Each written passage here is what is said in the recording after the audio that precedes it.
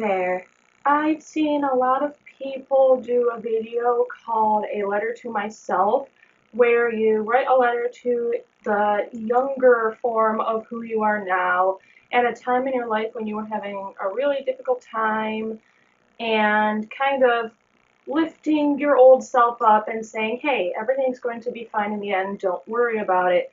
But I don't see, at least not as often, videos where people thank the people who got them through all those hard times. So that's what I decided to do today. I've decided that instead of doing letter to myself, I'm going to do letter to my grandparents.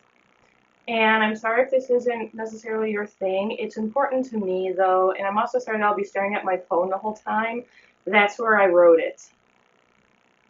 I have only ever had one set of grandparents. When I was a child, that was my normal, and so I believed it was everyone's normal. As I got older, I learned that my friends had two sets of grandparents, sometimes even four. I found it fascinating and wondered how they managed to divide their attention between all of them. They pitied me. They told me that they felt sorry for me since I only had the one pair. I said I did not feel bad for myself, nor had I ever. Although I only had one set of grandparents, I never felt a strong longing for another. I had never in my life felt as though I had ever lacked anything. My grandparents, whether on purpose or without meaning to, have always given me such an overwhelming amount of love and support that I never wanted for another pair of grandparents. I never needed another. I have always been able to come to them for anything. They helped make my upbringing fun and full of adventure. I could speak to them about anything, even things I could tell no one else. They behaved as grandparents, friends, and even as an alternate set of parents when I needed them to be. No matter what was happening in my life or how far I strayed from what society considers normal, they never once made me feel as though I had disappointed them by being myself. Other relatives made me feel like I would lose them if I failed to fit into their cookie-cutter mold. My grandparents, however, knew that I had lost other grandparents before I had even had a chance to know them.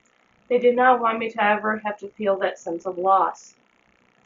If I could perfect immortality, I would give anything to keep them by my side forever.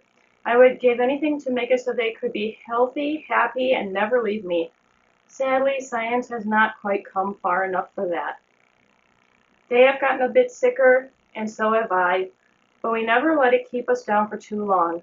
We always pop back up and continue to smile at life's glimmering, happy moments. They have given me some of my best memories, and that is a gift that cannot be repeated or one-upped by fancy jewelry or trinkets.